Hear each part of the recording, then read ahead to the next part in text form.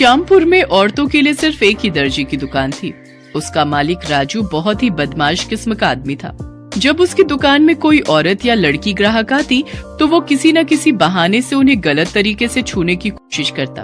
अरे क्या भाभी जी, आप जो ये सूट लेकर आई हैं, ये तो थोड़ी पुरानी है ना, और आप कह रही हैं कि इसी नाप का सूट बना दो। ऐसे थोड़ी होता है। देखिए, इतने महीनों में आपकी कमर या आपका साइज कुछ तो बड़ा होगा। अगर मैं पुरानी नाप से ही ये वाली सूट बना दूंगा तो फिर फिटिंग सही नहीं होगी ना। अच्छा ठीक है, फिर ले लो ना। महिला के इतना कहने पर ही राजू की आंखों में चमक आ जाती। अपने गले में पड़े इंच टेप से वो नाप लेने लगता है।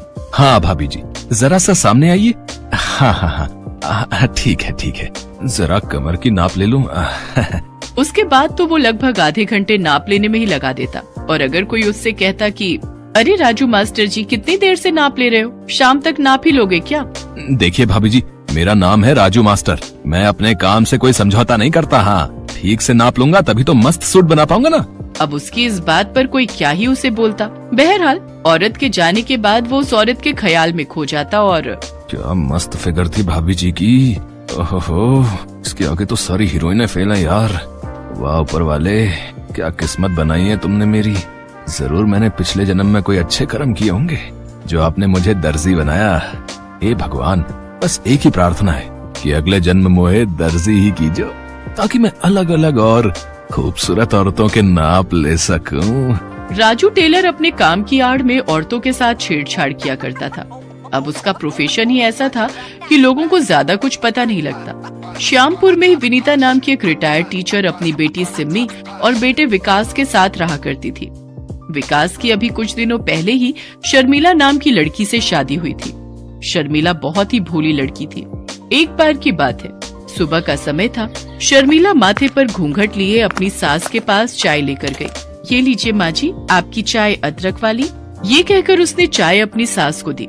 विनीता ने चाय ले ली तो शर्मिला वहाँ से जाने लगी। बहू, एक मिनट रुको, मुझे तुमसे कुछ बात करनी है। मुझसे कोई बात हो गई क्या माँ जी? अब चाय तो ठीक है ना? अरे तो इतना डरती क्यों है? मैं तेरी सास हूँ, कोई राक्षस थोड़ी जो तुझे खा जाऊंगी।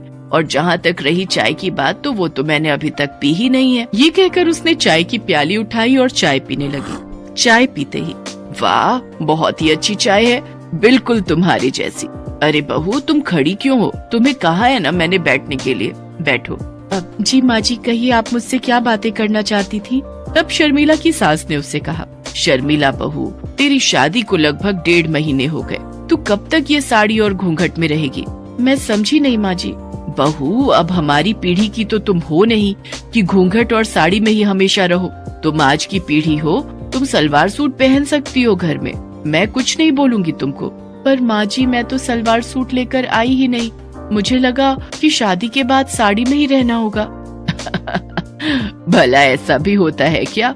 उसके बाद विनीता ने अपनी बेटी सिम्मी को आवाज लगाई, सिम्मी, सिम्मी। सिम्मी उस समय कॉलेज जाने के लिए तैयार हो रही थी। माँ की पुकार सुनकर वो बाहर आई। हाँ मम्मी, क्या कह रही हो? कहीं जा रही हो क्या? क्या मम्मी, इस समय मैं कॉलेज जाती हूँ ना, पर आज तो संडे है ना। विनीता ने कैलेंडर की ओर देखते हुए कहा। तब सिम्मी कैलेंडर के पास गई और उसे पलटते हुए कहा, मम्मी, जनवरी खत्म हो गया है, ये फरवरी है, फरवरी, और आज शनिवार है। ओह, मैंने तो ध्यान ही नहीं दिया।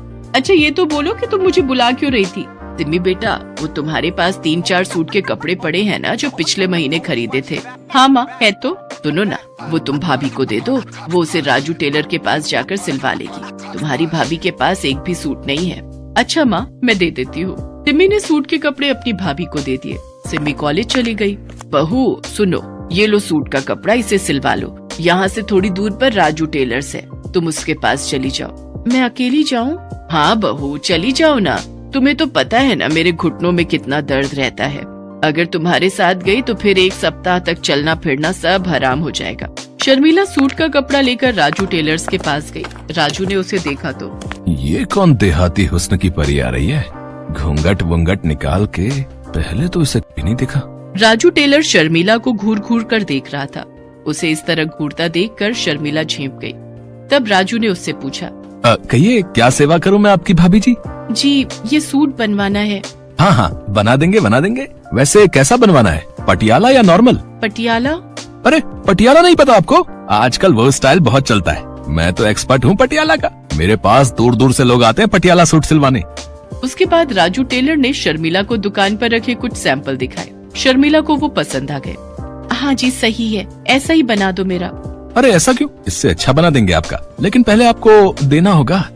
देना होगा? क्या देना होगा? अरे नाप देना होगा, नाप। बिना नाप मैं कैसे बनाऊंगा आपके लिए पटियाला सूट। उसके बाद राजू शर्मिला का नाप लेने लगा।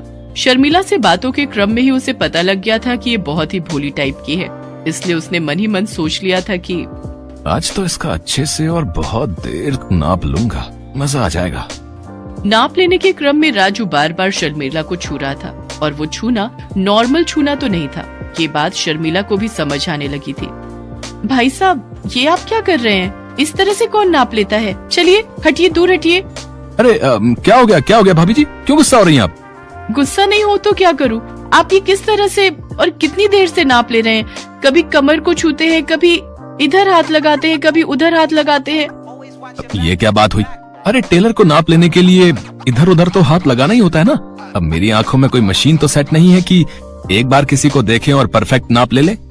राजू अपनी बेहुदा दलीलों से अपनी कारगुजारी को ढकने की कोशिश कर रहा था, लेकिन शर्मिला भले ही भोली थी, लेकिन ना समझ तो बिल्कुल भी नहीं थी। देखो, मेरे सामने ज्यादा तेज बनने की कोशिश मत करो, मुझे पता है तुम क्या कर रहे थे।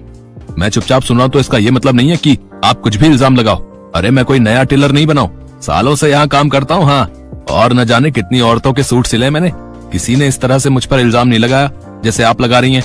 अगर आपको मुझसे सूट नहीं सिलवाना तो आप जा सकती हैं, लेकिन इस तरह के बेहुदा इल्जाम तो